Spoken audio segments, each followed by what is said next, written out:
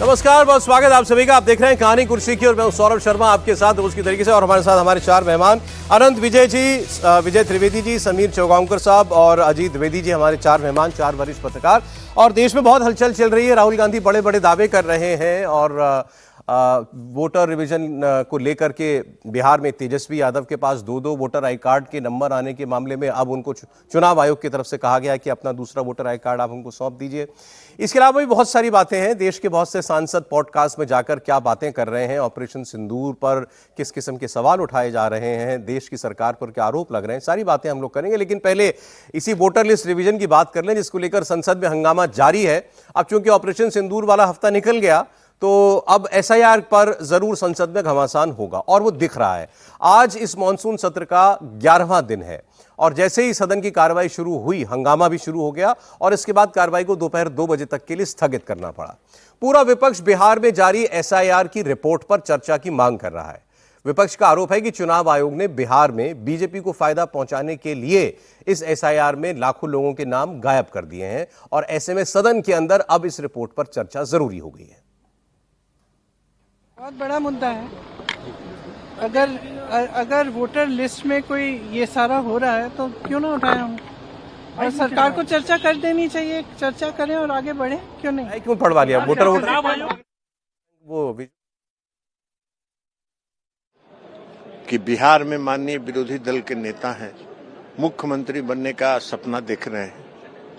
पूरा होना नहीं होना वो अलग बात है, लेकिन सपना वो पाल के रखे हुए हैं। कई जगह अपने आप को मुख्यमंत्री घोषित करते हैं कि हमको मुख्यमंत्री बनाइए, ये हम काम करेंगे। तो खैर वो उनका है, लेकिन अब उनका भी फर्जीवाड़ा आप लोगों ने देख लिया, पूरे देश ने देख लिया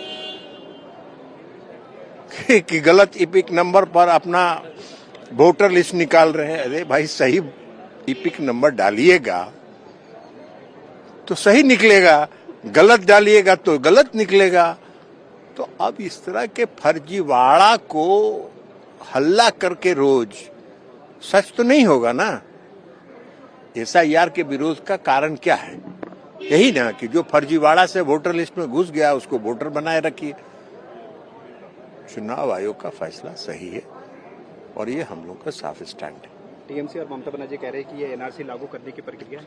टीएमसी का तो आपको मालूम नहीं है, पूरे देश में अलग कानून चलता है और पश्चिम बंगाल में दीदी कानून चलता है। जो कहती है वही कानून है, यही तो है।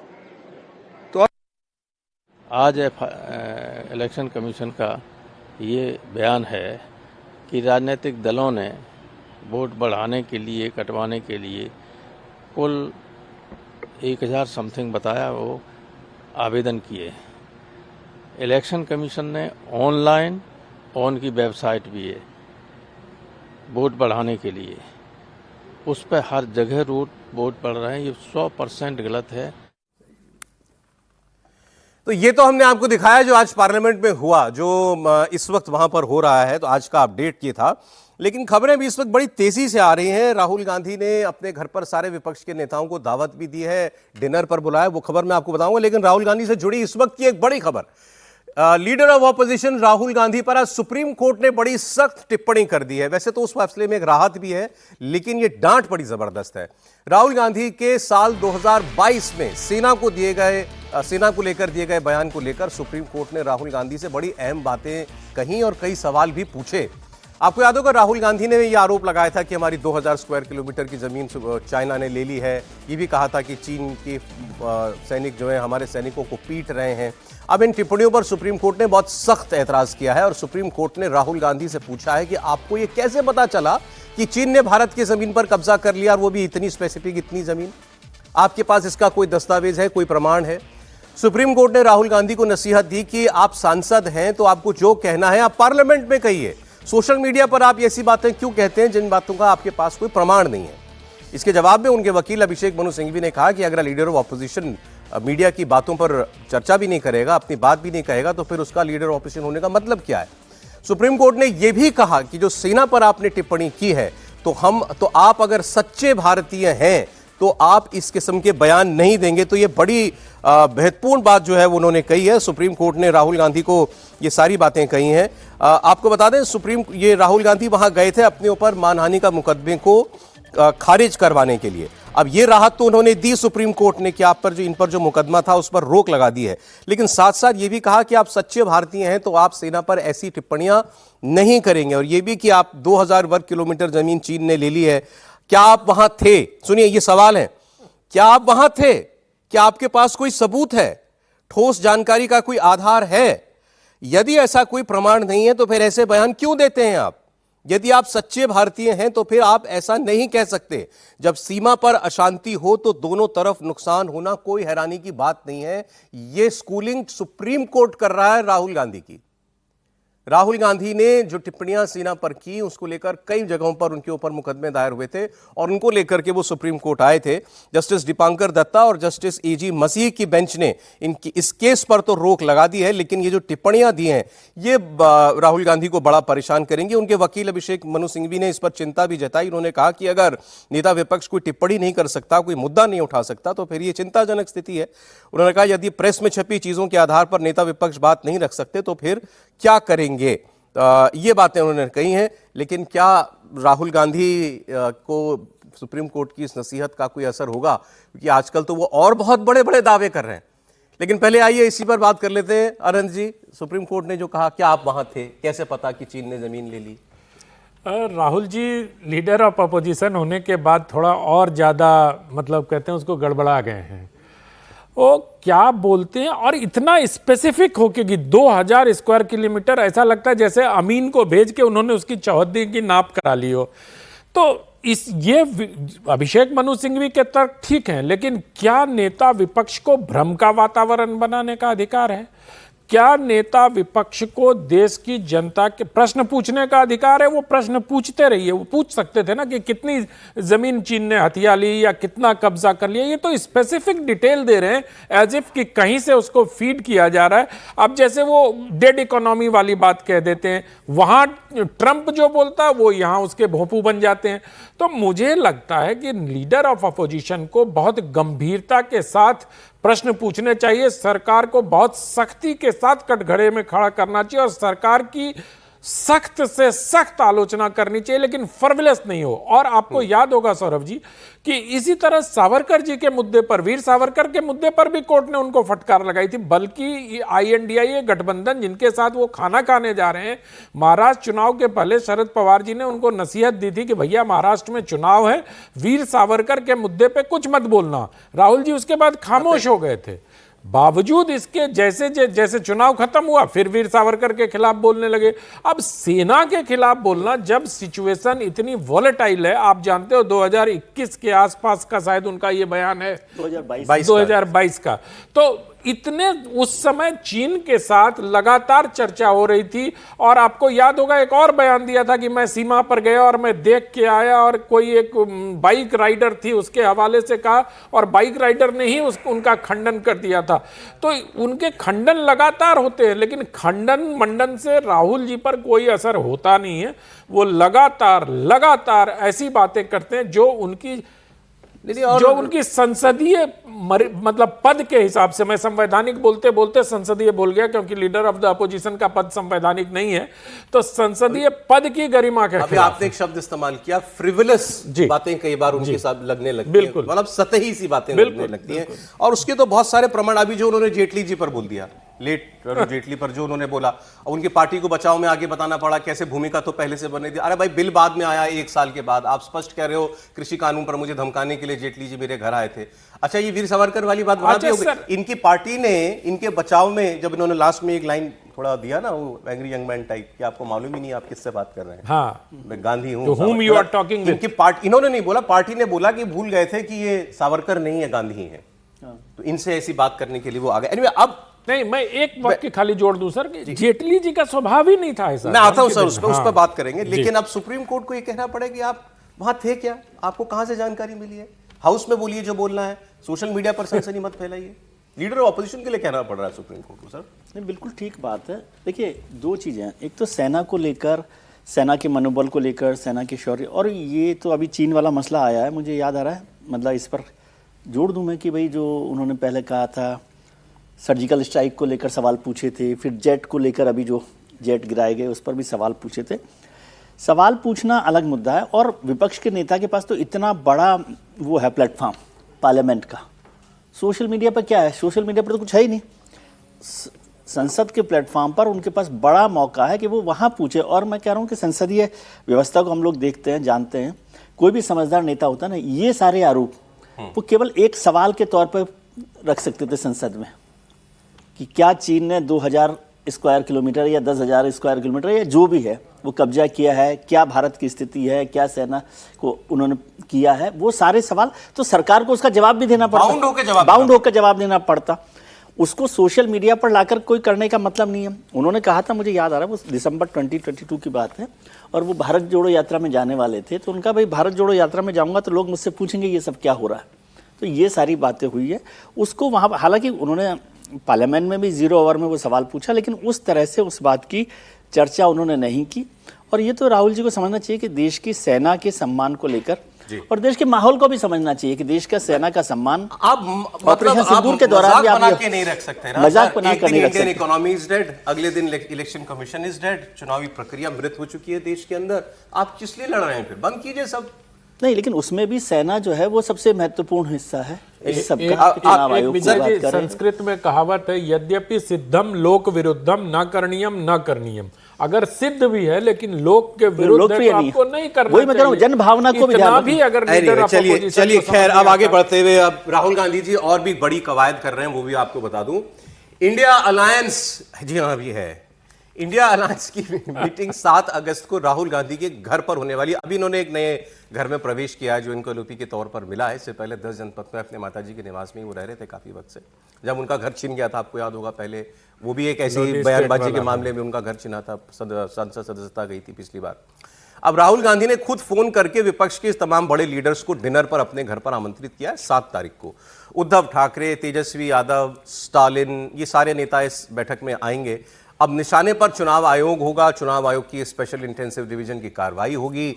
आपको मैं बता दूं, जून 2024 से, मतलब जब लोकसभा के नतीजे आ गए थे पिछली बार, उसके कुछ दिनों बाद एक मुलाकात हुई थी इंडिया अलायंस की।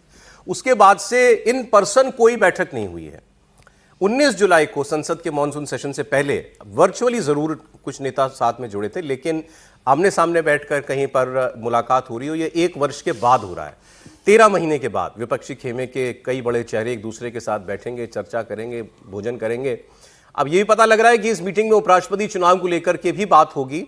खबर है कि इंडिया अलायंस किसी ऐसे चेहरे को उपराष्ट्रपति के चुनाव में खड़ा करवाना चाहता है जिससे नरेंद्र मोदी के सहयोगियों पर दबाव बने। चंद्रबाबू नायडू पर, अगर कोई दक्षिण का व्यक्ति आ जाए, मान लीजिए आंध्र तेलंगाना का व्यक्ति आ जाए, तो चंद्रबाबू नायडू पर प्रेशर होगा कि वो उसका समर्थन करें, कैसे ना करें। ऐसे ही अगर कोई और ऐसा व्यक्ति आ जाए जिस पर नीतीश कुमार असहज हो जाएं, तो ये सारी बातें शिवसेना यूबीटी के सांसद संजय राउत ने बताया कि इस बैठक में इन सब मुद्दों पर बात होगी, एसआईआर से लेकर ऑपरेशन सिंदूर और ट्रंप के टैरिफ तक। 7 तारीख को इंडिया ब्लॉक की मीटिंग है और राहुल गांधी जी इस मीटिंग के निमंत्रक हैं। राहुल गांधी जी ने सबको खुद फोन करके निमंत्रण दिया है, उसमें उद्धव ठाकरे जी भी है। बहुत सी बातें हैं ना, सबसे बड़ा तो एसआईआर है, ऑपरेशन सिंदूर है, ट्रम्प का टैरिफ है, देश की स्थिति है, वाइस प्रेसिडेंट के चुनाव को सभी बातें एजेंडा पर है, एजेंडे पे है और हम सब पर बात करेंगे। अगर इतने बड़े नेता दिल्ली में इंडिया ब्लॉक के बैठक में शामिल हो रहे हैं तो सब बातों पर चर्चा हो जाएगी। ये पता भी बता दिया साथियों ने हमारे, 5 नंबर सुनहरी बाग दिल्ली का ये पता, राहुल गांधी का आवास जो है वहां पर ये मीटिंग होगी। इसकी बात हम करते हैं। वैसे आपको पता है राहुल गांधी ने चुनाव आयोग के खिलाफ जब बोला तो उन्होंने कहा मेरे पास एटम बम है। 2 बार बोल चुके हैं मेरे पास एटम बम है, जब फटेगा तो चुनाव आयोग रहेगा नहीं इस देश में। 7 अगस्त को इस इंडिया अलायंस की बैठक में चुनाव आयोग को घेरने के लिए बात होगी। इस बीच रक्षा मंत्री राजनाथ सिंह का एक स्टेटमेंट आया, वो मजेदार है। उन्होंने राहुल गांधी को चुनौती दी कि भाई तुम्हारे पास अगर एटम बम है तो इसका परीक्षण फौरन कर लो, लेकिन खुद सुरक्षित रहना। अगर आपके पास सबूतों का एटम बम है तो उसका परीक्षण तुरंत कर डालिए। एटॉमिक टेस्ट तुरंत हो जाना चाहिए। सारे सबूत जनता के सामने रखिए, सारे सबूत जनता के सामने रखिए। मगर सच्चाई यह है कि उनके पास न कोई तथ्य है, न सबूत है। सनसनीखेज बातें करना उनकी पुरानी आदत है। अरे उनको कुछ लगाव भी है ऐसे विशेषण लगा करके बात करने का। एक बार पहले मुझे याद आ रहा है, उन्होंने कहा था ऐसी पार्लियामेंट के सत्र में बोलूंगा तो भूकंप आ जाएगा, कभी सुनामी आ जाती है। अब जो है ये भूवैज्ञानिक बन जाते हैं, कभी अब जो है वो न्यूक्लियर एक्सपर्ट बन गए कि मेरे पास एटम बम है। समीर जी, अब इस बैठक में तो नहीं कुछ हो जाएगा जो 7 तारीख को होने वाली है? देखिए, अब राहुल गांधी विपक्ष के नेता है और राहुल गांधी की राजनीति को आप देखिए सर। पार्लियामेंट का सेशन 21 जुलाई से शुरू हुआ था, 21 अगस्त तक पार्लियामेंट का सेशन है। क्या राहुल गांधी ने 21 जुलाई के पहले सभी विपक्ष के नेताओं को फोन करके बुलाया कि भाई 5 सुनहरी बाग पे आइए, अपन लंच डिनर करेंगे? पार्लियामेंट का जो सेशन है इसमें अपन सरकार को किस मुद्दों पर घेर सकते हैं, एसआईआर पे क्या करना है, वक्फ बिल पर क्या करना है, या और जो मुद्दे हैं उसके ऊपर ऑपरेशन सिंदूर पर किस तरीके से घेरना है सरकार को, इसके हम एक साझा रणनीति बनाएंगे। अब सत्र शुरू हो गया, संसद पे ऑपरेशन सिंदूर पर चर्चा हो गई। अब वो 7 तारीख को बैठक बुला रहे हैं। 2 हफ्ते के बाद 2 हफ्ते के बाद और 7 तारीख को बैठक बुला रहे हैं, जब राष्ट्रपति का चुनाव होने वाला है। अब और बैठक बुला रहे राहुल गांधी। तो मुझे लगता है कि राहुल गांधी की राजनीति है। और वो उद्धव ठाकरे भी आने वाले हैं, और उद्धव ठाकरे तो अभी 15 दिन पहले बंबई में बहुत स्पष्ट कर चुके हैं कि जो गठबंधन बना था वो लोकसभा और विधानसभा के लिए था। कॉर्पोरेशन चुनाव तो हम अपने हिसाब से लड़ेंगे। राज ठाकरे के साथ उनका गठबंधन लगभग हो गया है, और राज ठाकरे के साथ वो रहेंगे तो कांग्रेस उस गठबंधन में रहने नहीं वाली है। उद्धव ठाकरे वाली बात सर अलग से करेंगे। अरविंद केजरीवाल, आपको लग रहा है कि ये इंडिया अलायंस नामक चीज जो है ये अभी भी है, एग्जिस्ट करती है? मुझे नहीं लगता कि इसका कोई बहुत महत्व है। और जब बने थे उसके बाद भी देखिए, उसके बाद भी ममता बनर्जी का बयान आया था कि इसका मैं नेतृत्व करना चाहती हूं। कांग्रेस ने कोई रिस्पांस नहीं दिया। अरविंद केजरीवाल बाहर हो चुके हैं उसके अंदर, ममता बनर्जी रिस्पॉन्ड नहीं दे रही है उसके अंदर। बाकी अगर दलों को आप देखें तो कोई बहुत ज्यादा इसमें जो राहुल गांधी मुद्दा उठा रहे हैं, कितने लोगों ने राहुल गांधी का इस मुद्दे के ऊपर लोकसभा के अंदर साथ दिया। तो मुझे लग रहा है कि विपक्ष गठबंधन पूरी तरीके से बिखर चुका है, इंडिया गठबंधन। अब ये नाम मात्र के 2-3 दल बचे हुए, क्योंकि जिन राज्यों में चुनाव है वहां पर, अब बिहार में चुनाव है तो तेजस्वी की मजबूरी है कांग्रेस से जुड़े रहना। तेजस्वी साथ दे रहे हैं। एसआईआर का मुद्दा सर एक ऐसा है, क्योंकि चुनाव आयोग ये कह चुका है कि ये पूरे देश में हम इसको लागू करेंगे, तो इसमें सारे ऑपोजिशन लीडर्स जो हैं इस मुद्दे पर तो मुझे लगता है कम से कम एकजुट है। जी जी हाँ बिल्कुल सौरभ जी, एसआईआर का मुद्दा ऐसा है जिस मुद्दे पर पहले दिन से पार्लियामेंट के इस सेशन को आप देखिए, मानसून सत्र को, तो पहले दिन से ये मुद्दा चल रहा है। इसी मुद्दे पर हंगामा रहा। पहला 5 दिन जो कामकाजी दिन था पहले हफ्ते का वो बेकार चला गया, एसआईआर पर चला गया बेकार। फिर एक तय हुआ, जो बिजनेस एडवाइजरी कमेटी की मीटिंग हुई कि 2 दिन हम लोग चर्चा करेंगे। 3 दिन पहलगाम और ऑपरेशन सिंदूर की चर्चा हुई तो शांति बनी। लेकिन फिर जैसे वो चर्चा खत्म हुई वैसे एसआईआर का मामला शुरू हो गया, और फिर उसके ऊपर स्थगन और विवाद और पार्लियामेंट के परिसर में वो प्रदर्शन धरने शुरू हो गए। तो ये चलेगा, ये बड़ा इशू है। उस पर अपोजिशन को ये लग रहा है, इसमें नाम वाम कटने का कोई मामला नहीं है सौरभ जी। ये समझ लेना चाहिए हर व्यक्ति को कि नाम कटने का, कुछ लोगों के वोट कट जाएंगे, ये इशू कभी नहीं है। इसके दम पर एक नैरेटिव बनाने का इशू है, एक परसेप्शन क्रिएट करने का इशू है। जो आप देखिए लोकसभा चुनाव के समय जो परसेप्शन क्रिएट किया गया था कि संविधान खतरे में है, उस तरह से एक परसेप्शन क्रिएट करना है, खासतौर से बिहार के चुनाव में, कि ये जो नाम काटे जा रहे हैं या जिन लोगों को संदिग्ध बनाया जा रहा है, उसका मकसद ये है कि चुनाव के बाद या कभी भी उनको जो सामाजिक सुरक्षा की चीजें मिलती हैं उनको समाप्त किया जा सकता है। अच्छा, उनकी सामाजिक सुरक्षा की पेंशन बंद हो सकती है, उनको इंदिरा आवास, ये प्रधानमंत्री आवास योजना की जो चीजें मिलती हैं वो बंद हो सकता है। जाना वहां है। हाँ, इसी के लिए है, और कोई इशू नहीं है। वही है ना इशू, और कोई नहीं है। नाम कट जाना कोई इशू नहीं है। नाम कटने का क्या है, आप बिहार में देखिए 66 लाख नाम कह रहे हैं कटे हैं, तो 66 लाख तो कोई बहुत बड़ी चीज नहीं है ना। 2003 के बाद पहली बार स्पेशल इंटेंसिव रिवीजन हो रहा है, तो 22 लाख लोग मरे हैं, तो मरे होंगे 22 लाख लोग। इतनी बड़ी आबादी है, 14 करोड़ लोग हैं, मरे होंगे। परमानेंटली शिफ्ट कर गए लोग, तो शिफ्ट कर गए। या उसके बाद 2 जगह नाम है लोगों के। आप एक भी नाम अभी ऐसा नहीं कटा है सौरभ जी जिसमें कहा गया हो कि इनके पास दस्तावेज नहीं थे। ये जो 11 दस्तावेज बताए गए हैं, इनमें से ये दस्तावेज नहीं था, इसकी वजह से नाम कट गया। ठीक है, ऐसा एक इशू नहीं है। लेकिन मैं इसमें यह जरूर समझना चाहता हूं, क्या ये जैसे ऑपरेशन सिंदूर पर चर्चा हुई, अच्छी चर्चा हुई दोनों सदनों के अंदर, क्या इसके एसआईआर पर या इलेक्शन कमीशन पर देश की पार्लियामेंट में चर्चा हो सकती है या नहीं हो सकती? कॉन्स्टिट्यूशनल नहीं, ये असली समस्या ये सौरभ जी, ये मना कर दिया है भारत सरकार ने। वहाँ किरण रिजिजू जो संसदीय कार्य मंत्री है, उन्होंने कहा कि इस पर चर्चा नहीं होगी, और इसके लिए यह भी कहा गया कि जो चुनाव आयोग है वो भारत सरकार के किसी विभाग के अंतर्गत नहीं आता है। हालांकि सैलरी वगैरह के जाता है, हमको लगता है जो वो विधि कानून मंत्रालय के जरिए, लेकिन ये कहा है भारत सरकार ने कि ये किसी विभाग में नहीं आता है, तो हम लोग कैसे इस पर संसद में कैसे चर्चा करेंगे? तो ये चर्चा नहीं होगी एसआईआर में। ऐसा नहीं है कि भाई देश की संसद किसी भी विषय पर उठा के चर्चा नहीं, अब जैसे न्यायपालिका की कोई बात है नहीं कर सकते हैं, इसी तरह से है कि कॉन्स्टिट्यूशनल बॉडी है कोई और उसकी अपनी स्वायत्तता है, हम उस पर चर्चा नहीं कर सकते हैं इस तरह से जैसे बाकी दूसरे। आपको लगता है ये रुख ठीक है, सरकार का लॉजिक ठीक है? ये नहीं, लॉजिक ठीक नहीं है। मतलब आप चर्चा कर सकते हैं, क्यों नहीं कर सकते हैं? ये लॉजिक ठीक नहीं है। मतलब आप अगर चर्चा कर लें तो सारी बातें फिर खत्म हो जाए। जैसे वो एग्जैक्टली ऑपरेशन सिंदूर पर चर्चा हुई, अब आज उसकी बात नहीं कर रहा ना ऑपोजिशन, तो क्या इस मैटर पर चर्चा हो जाए, खुली चर्चा हो जाए? नहीं, बिल्कुल होनी चाहिए, और इसमें किसी तरह से सरकार को इफ एंड बट्स नहीं करने चाहिए मेरे ख्याल से, क्योंकि ये एक्सक्यूजेस देना कि चुनाव आयोग सरकार के अधीन है कि नहीं है, पार्लियामेंट के, ये नहीं है। एसआईआर का जो मसला है वो हमारे इलेक्टोरल सिस्टम से जुड़ा हुआ है, और यदि इलेक्टोरल सिस्टम पर सवाल खड़े हो रहे हैं तो उसकी संसद में चर्चा नहीं होगी तो कहाँ होगी? और मुझे लगता है उससे पार्लियामेंट्री कमेटी नहीं है जो चुनाव आयोग को समन कर सके? नहीं, सम्मान करना अलग बात है ना, ये तो एसआईआर को लेकर पूरे इलेक्शन सिस्टम को पूछ ले, आपने क्या किया? बुला सकते हैं, कोई बात नहीं है ना ऐसा कि नहीं, बुलाने की जरूरत भी नहीं है, लेकिन अभी इसमें कोई जरूरत नहीं है। और मुद्दा यह है कि इसमें इतना क्या है, और मुझे नहीं लगता कि सरकार को कोई बहुत मतलब वो ये होगा कि 2-4 दिन यदि आप मना कर देगी सरकार तो फिर 2 दिन हाउस नहीं चलेगा और फाइनली बुलाना ही पड़ेगा। मुझे नहीं लगता कि संसद में इस पर बात करनी ही पड़ेगी, और बेहतर है कि जितनी जल्दी बात हो जाए, क्योंकि कुछ ऐसा छुपाने का नहीं है, ऐसा करने का नहीं। होनी चाहिए चर्चा इस पर, नहीं होनी चाहिए? नहीं, चर्चा तो किसी भी चीज पे होनी चाहिए। मुझे याद पड़ता है अरुण जेटली जी कहा करते थे कि अगर असंतोष भी है तो उसको डिस्कशन से सुलझाया जा सकता है। डिस्कस कर लो, लेकिन डिस्कस किसके साथ करोगे ये तय करें ना, इसकी मॉडलिटीज तय करने। ऐसे मतलब सरकार की कनपट्टी पे बंदूक रख के चर्चा करा लो, ये भी उचित नहीं है। कल तक आप सिंदूर पे चर्चा के लिए हंगामा कर रहे थे, आज आपने एसआईआर पे चर्चा के लिए हंगामा कर दिया, कल आप फिर मणिपुर के मुद्दे पे चले जाओगे।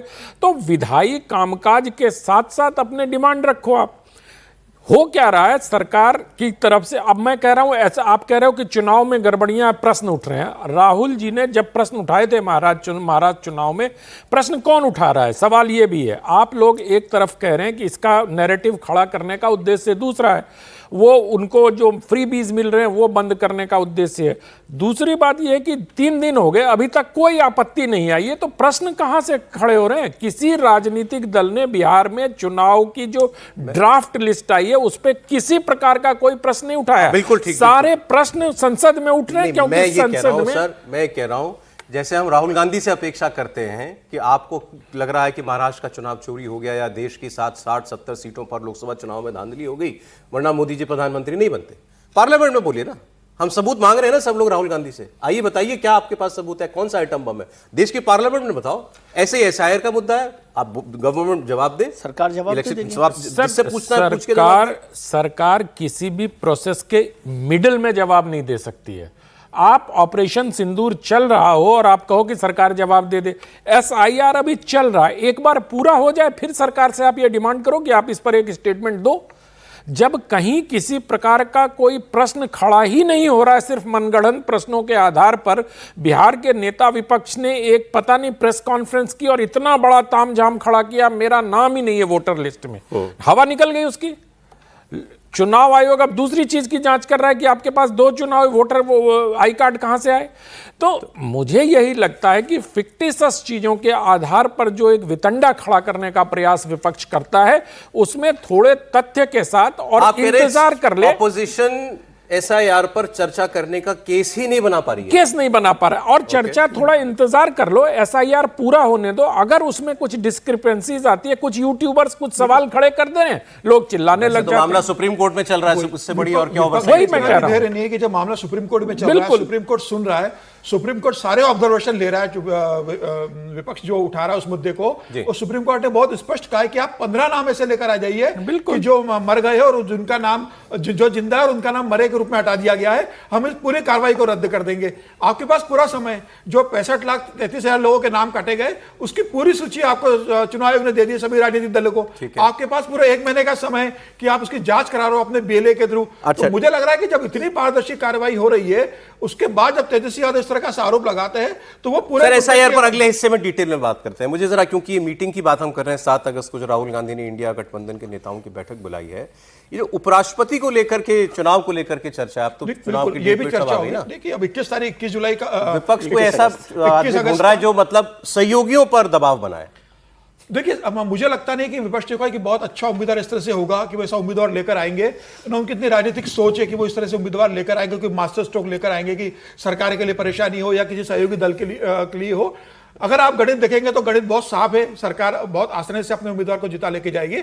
मुझे लग रहा है कोशिश करेंगे कि एक ऐसा नाम लेकर आए कि जिससे सरकार के लिए कोई असहज हो या सरकार के किसी गठबंधन के सहयोगी दल से किसी नेता का नाम प्रस्तावित कर दिया जाए, जिससे वो तो कोशिश एक बार यशवंत सिन्हा जी को लड़ाया था ना, जसवंत सिंह लड़े थे, जसवंत सिंह लड़े थे, बीजेपी ने लड़ाया। यशवंत सिन्हा भी लड़े थे मेरे ख्याल में। नहीं, यशवंत सिन्हा राष्ट्रपति चुनाव में लड़ना चाह रहे हैं। राष्ट्रपति का चुनाव लड़े, उपराष्ट्रपति का मार्गरेट अलवा से लड़वाया।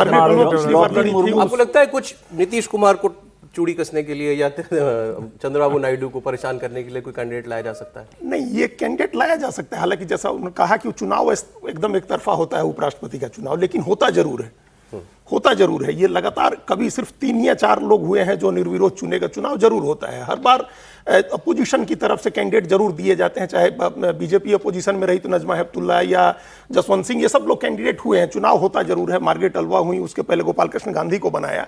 तो कैंडिडेट चुनने में आप क्या राजनीतिक समझदारी दिखाते हैं? एक चुनाव छोड़ दीजिए जो हमको याद आ रहा है सौरभ जी, जिसमें 40% के करीब वोट आया था। सुशील शिंदे चुनाव लड़े थे उस समय भैरव सिंह शेखावत के सामने। अच्छा। उसके अलावा कभी भी 32% 35% से ज्यादा वोट अपोजिशन के कैंडिडेट को नहीं आता है। आप कैंडिडेट किसको चुनते हैं? अब जैसे पिछली बार मार्गरेट अलवा कैंडिडेट थी और कर्नाटक चुनाव जीत गए। आपने 22 में मार्गरेट अलवा को कैंडिडेट बनाया और 23 चुनाव जीत गए। और मार्गरेट अलवा ने बाद में किताब लिख के बहुत सारी बातें कह दी थी। तो फिर उस तरह का कोई कैंडिडेट चुनाव को ध्यान में रख के 5 राज्यों के चुनाव है, आप पूर्वी भारत से कैंडिडेट ले आ सकते हैं। नहीं, सीरियस एक्सरसाइज इस नाते होगी कि 5 स्टेट के चुनाव हैं, बंगाल है, तमिलनाडु है, केरल है। अगर आप दक्षिण भारत से या पूर्वी भारत से कैंडिडेट ले आते हैं, कोई बंगाली कैंडिडेट ले आते हैं, तो उसका एक राजनीतिक मतलब। चलिए ओके, SIR पर तेजस्वी यादव जो फंसे इस बार, ये आप जो कह रहे हैं कि सीरियस एक्सरसाइज, इलेक्टोरल सिस्टम पर ही आप सवाल खड़ा कर रहे हैं। किसी के चुनाव हारना जीतना तो महत्वपूर्ण नहीं है ना, चुनाव लड़ना महत्वपूर्ण है और उनका नैरेटिव क्या होगा वो कैंडिडेट से तय होगा।